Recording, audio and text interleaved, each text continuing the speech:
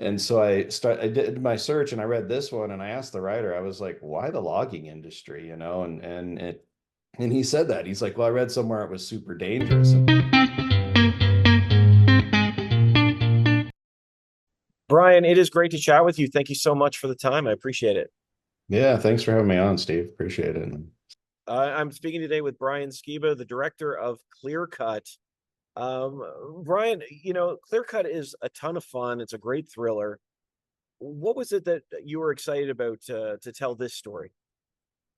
I really liked Clive Standon's character, you know. I mean, Jack was an interesting kind of layered character that, has that kind of he's kind of that Hamlet-esque, character where he's very like disturbed, and deep down dark, and you feel it from the start. And that's what really drove me to it. Was like, man, we could really tell a character, kind of a character piece, with we're surrounded around Jack, and then have all these other great actors around him, kind of this ensemble.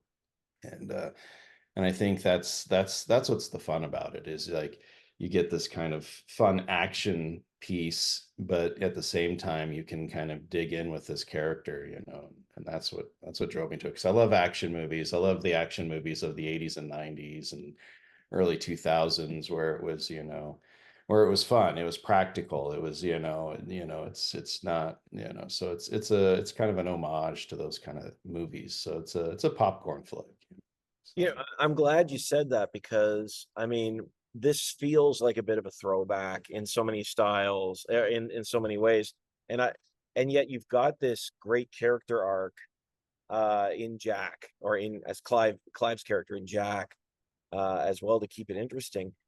Um, what was it about Clive that you knew he's my guy? He's going to be able to carry this character. I would have to say Vikings. I mean, his part as Rolo was one of my favorites. I mean, when we first finally got to meet face to face and we were having a coffee, I said, Clive, I said, I got to tell you, man, I said, the scene where the witch tells you, you've got great things coming, and if you knew about it, you'd dance in the streets naked.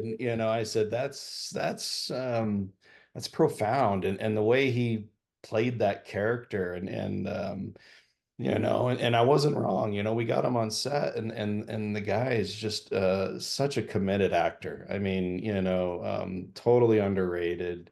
He had a chance to be Bond. He should have gotten it. I mean, the guy is just one of the most fantastic people I know, and an astounding actor. And so when we got him there, and the first scene we took, he had to run across a river, and he just like went full speed, and I was like, dude, you don't have to kill yourself. And he like ate shit and died. Oh, I don't know if I cuss, but he ate it, and like into these rocks, and he's like, he gets up and run, and I'm thinking I have to yell cut and save him because he might be hurt, or something. He gets up and runs off, and he's like, let's do it again. And I was like, are you for real? You're all right? Yeah, let's go. And so, that I knew then I was good. I knew then this guy was gonna just put everything on the line, and he didn't disappoint at all.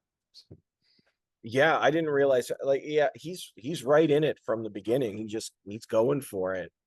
And I love that in this film you're balancing it, like we said, his story with the action, because there is so much character built.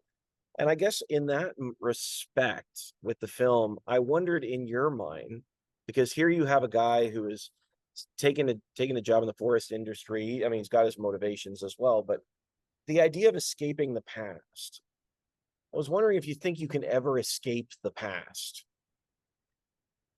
I think you can ultimately be forgiven for the past. I think you can, pay your dues per se for the past, pay your karma. But the past will always be there, and that's one thing you can never change. And I think, Jack pays his dues. But and that's why the ending's the way it is. It's because I definitely wanted to get across that there's no escape. It's just you just pay for it. Yeah, and it's interesting you say pay for it because that was the other thing to follow that up. I was saying, here's somebody who's trying to make things right, in his family, in his life, and I think that's really really interesting. And I was wondering, in your mind, what does it take to do that? Like you said, you can be forgiven for the past, but what does it take to make things right for 'em? I think everybody has their own definitions, and that's what's interesting is, I think, I think each person's unique in that way of how can I make my past right? Some people it's going on a journey or some sort of sabbatical mission, for soul searching and those kind of things. It's other people, it's revenge, and so I think everybody has their own kind of path they would walk for that, for to achieve, to make to make it right. And I think Clive, he tries to start, he goes, he gets confused, and then he finally picks the path he wants to choose, and he realizes it's kind of a one-way street. It's the old adage of, when you go seek revenge, dig two graves. That's really what the story is. Pivoting from this a little bit, I wanted to ask you because it's interesting to see a film like this embedded in like the logging industry and the forest industry. And I know Alec, as it begins, makes a comment that it's the deadliest profession by a factor of 30. I was wondering, as you're prepping for this film, what that was like, and what you learned about that, because it's not a profession we usually see on screen. Yeah. It was funny because I asked the writer, because I didn't write this. I was asked to find a script that was kind of like this, an action film with a leading guy kind of movie, and and so I did my search, and I read this one, and I asked the writer, I was like, why the logging industry, and he said that. He's like, well, I read somewhere it was super dangerous. And at first I was like, I don't know, man. I mean, craft fishing sounds more dangerous to me. I mean, I don't know. And then I go meet the actual loggers. Like we were scouting locations, and we found some logging camps and things like that in Victoria, Canada, and in Vancouver. We're filming in Duncan. And these guys are missing fingers, and they have stories of friends who have died, and are handicapped and been smashed. And I mean, the first guy we meet, he's the owner of a logging company, and he's walking around like this, and it's just like, it's like, oh, okay, yeah, this thing is dangerous. And after talking to them, yeah, I mean, you got to think chainsaws, falling trees, huge machinery. It's a dangerous thing. And when we so yeah, I think once I got there and saw what this thing was really like, I was like, wow, this is cool. This is an interesting industry, and I'd actually like to do some more about it. I think there's more films there to be made. So Absolutely, absolutely. And Brian, I know we're starting to run out of time, but and I know this is a popcorn flick, like you said, it's a lot of fun. But what do you hope people take away from Clear Cut? I mean, ultimately, this film is I hope you walk away in the end with that feeling of, go hug your kids, and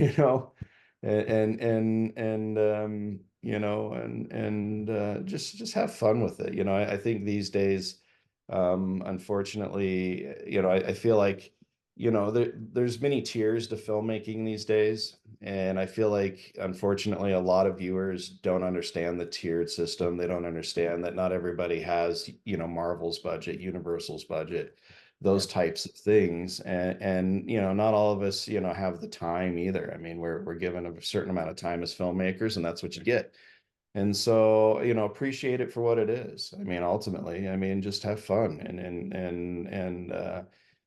don't try to compare this to the latest Marvel flick, because I mean, I had the budget of their catering, so it's just, so it's just have fun with the film. I mean, I think these days a lot of people try to take it too seriously, and there's and unfortunately there's a lot of internet bullies that run around and even try to beat up Kevin Costner. I mean, it's just it's we're in this weird time of just where it's people's forgotten what it's like just to be entertained. And I hope that that's what people take away from it. Hey man, I just had a good 90 minutes and it was fun, and story was fun, and I feel for Clive's character, and I kind of leave it on a cliffhanger. So, so I appreciate that. Honestly, Brian, thank you so much for your time. I really appreciate it. And I wish you the best. yeah, remember, July 19th, theaters everywhere. So, you know, Absolutely. Absolutely. Thanks so much.